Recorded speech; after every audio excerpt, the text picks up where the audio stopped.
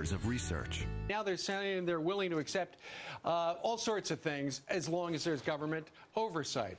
Should they get the money? Today in the Pundit Pit, we've got from the Wall Street Journal, John Fun, columnist and author of Stealing Elections. And right next to him, we've got Jamie Floyd, former domestic policy advisor to President Clinton, Angela McGlowan, political analyst, and author of Bamboozled, and on the far end, Benjamin Barber, former Clinton advisor. Good morning, folks, and welcome to the Pundit Pit. Good morning. Let's start. Can I see the hands? Who thinks they should get the bailout? Okay. Jamie, that's almost a hand up. I'm waffling. We're not even in the new administration. I'm waffling already. Look, there has to be, if we were in a good economy, I'd say let them go bankrupt and let them, deal. But I think there are too many long-term, long-range implications if we were to let them fail now. We need commitment, though, from them. We need maybe resignation letters from some of those top people who drove. We need at least for them to crawl to Washington next time. Some agreement. You know, in Japan, they propped up zombie companies throughout the 1990s, and the country stagnated for 10 years because they didn't clear out that malinvestment. They didn't restructure. Look, if these executives from the auto companies had any sense of shame, they would climb into those PR props hybrids that they drove in from Detroit on, and they'd go over to the unemployment office and register as unemployment, having turned in their resignations.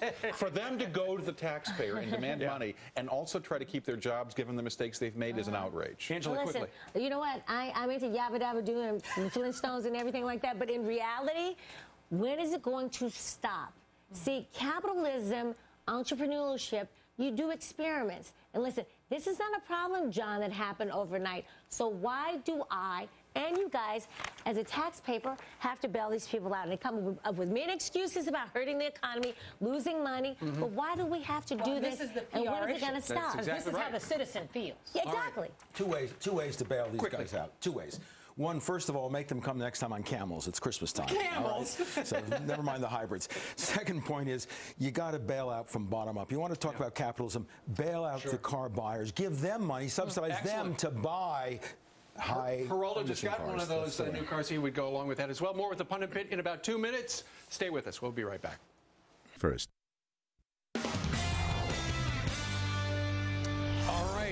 By the way, the Pundit Pit today, everybody who joins us gets the mighty Mendit. Yay! Congratulations. Yay! Hey, let's talk a little bit about this. We were talking about the bailout in the first segment, and now let's talk about this. Barack Obama has had a number of press conferences where he's talked about economic issues, but he really hasn't said how he feels about, for instance, the car bailout. And there are some Democrats who are saying he's got to say something.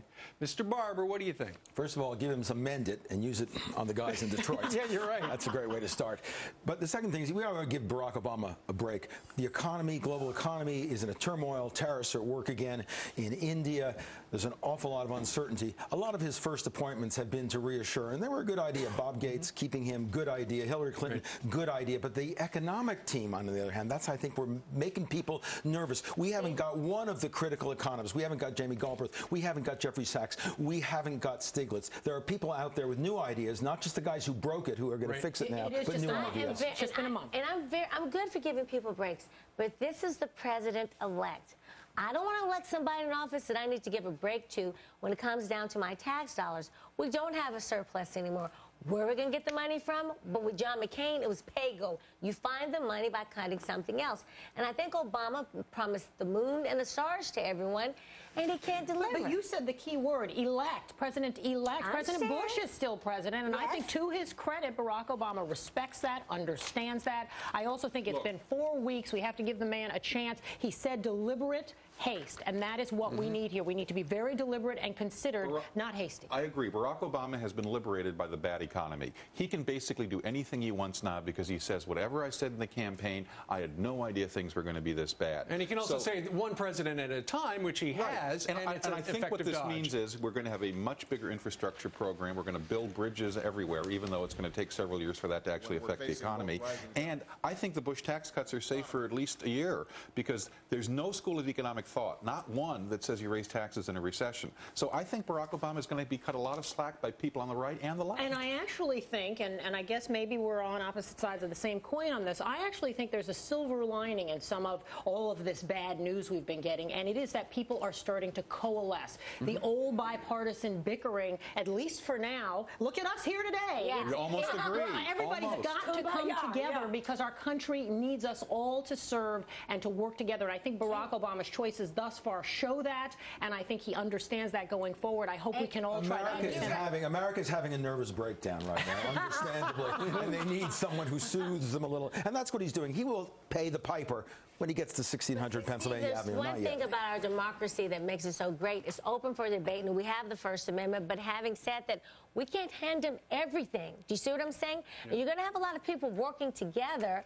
And yes, we are united, but in those back rooms where we don't belong, I want some true debate on stuff that's going to happen. I think he's open to debate. Look at the choices. And what a debate today. Hats off to the pundit pitsters. We thank you very much, John and Jamie.